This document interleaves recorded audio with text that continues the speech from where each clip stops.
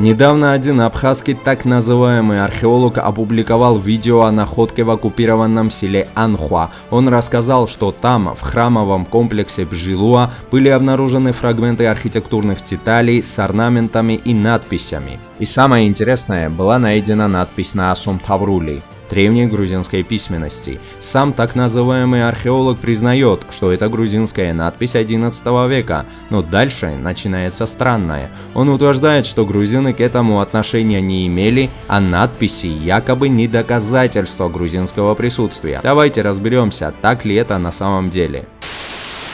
Теперь я хочу отметить следующее. Вот в этой части, вот именно здесь, в этой части, мы обнаружили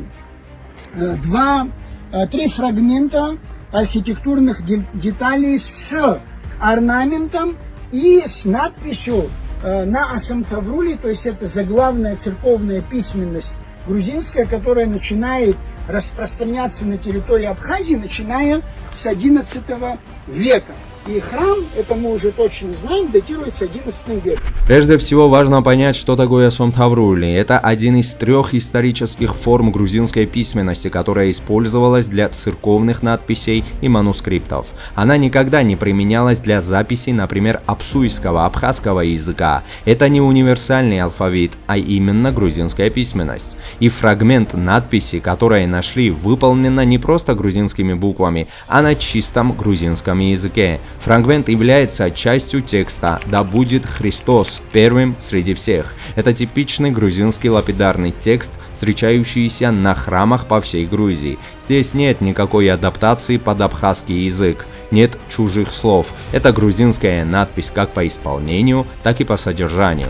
Далее так называемый археолог утверждает, что наличие надписи еще не говорит о том, что Абхазия была грузинской. Но на самом деле археология, эпиграфика и архитектура — это как раз самые надежные доказательства культурной принадлежности территории. Когда мы видим, что средневековые храмы в Абхазии построены в едином грузинском стиле, когда все надписи выполнены на грузинском языке и алфавите, когда даже орнаменты соответствуют традициям грузинской церковной архитектуры, отрицать это просто невозможно. Это то же самое, что найти кириллические надписи на русском языке в Новгороде и сказать: ну, это не доказывает, что это русская земля и новгородцы были русскими. Это абсурд. Так называемый археолог также намекает, что грузины якобы присвоили эти памятники. Но важно отметить, храмы строились именно как грузинские, при грузинских царях и епископах, и службы там шли на грузинском языке. Это зафиксировано и в письменных источниках, и в самых надписях. Даже названия некоторых мест связаны с грузинскими терминами и святыми. Также уточню, что эпиграфические памятники Абхазии написаны на грузинском, греческом, турецком и латинском языках. Количество грузинских эпиграфических памятников составляет более 100, греческих надписей около 22, и они в основном датируются до 9 века нашей эры. Из османских турецких надписей самая старая относится к 1598 году. Около 30 надписей на иконах из церквей Бедия, Пичуинта, Сабалда и Илори. А знаете, сколько абхазских надписей в Абхазии до 18 века? Ни одной. Они могли использовать грузинскую письменность, армянскую, греческую, арабскую, но нет, на родной земле они не оставили ничего, ни одного слова. По внешнему признаку известные грузинские надписи можно разделить на три группы: лапидарные – около 50, настенные – около 30 и рельефные надписи – около 20. Давайте теперь вспомним свидетельства авторов Средневековья. Уже в X веке Георгий Мерчуле пишет, что царство абхазов есть царство грузинское. И для него, и для его современников это не было спором, это было очевидным фактом. Абхазское царство было не чем-то отдельным, а частью единого грузинского политического и духовного пространства.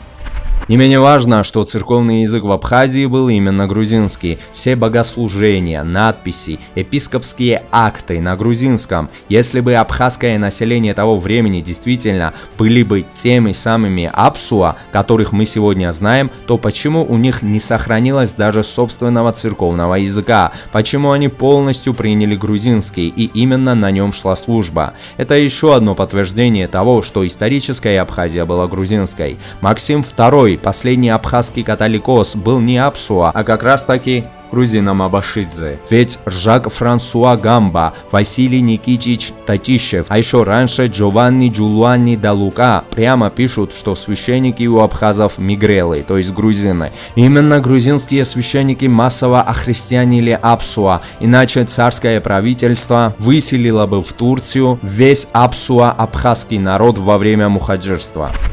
И в сведениях Фомы Мецопского в конце XIV века и Йогана Штильтберга в 1427 году абхазы и абхазский язык указываются как «изже суть мигрелы и мигрельский».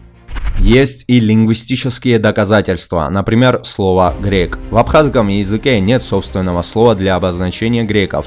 Апсуа заимствовали его из грузинского. По-грузински грек называется бердзени, от слова брдзени, то есть мудрец. Грузины называли Грецию страной мудрецов, то есть са бердзнети. Абхазы же называют греков абердзен, то есть форма грузинского слова, приспособленная к их произношению. Как вы понимаете, как всегда они букву «а» добавили в начале слова и хоп, слово стало апсуйской. Если бы у Апсуа была своя государственность и своя культура во времена Абхазского царства, разве они не имели бы собственного слова для такого важного соседского народа, как греки?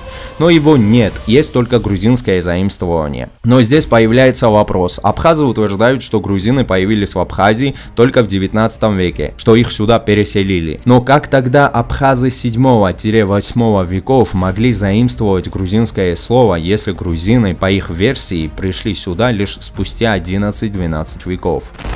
Таким образом, если честно и объективно смотреть на факты, мы видим простую картину. Абхазия была частью единого грузинского культурного и духовного пространства, и находки в Анхуа – это еще одно подтверждение этого. Можно, конечно, пытаться отрицать очевидное, можно придумывать версии, что грузинские буквы ничего не значат, что грузинские надписи не доказывают присутствие грузин, но история стоит на документах, надписях и памятниках, а не на фантазиях. И все эти источники говорят одно и то же. Абхазия – это Грузия.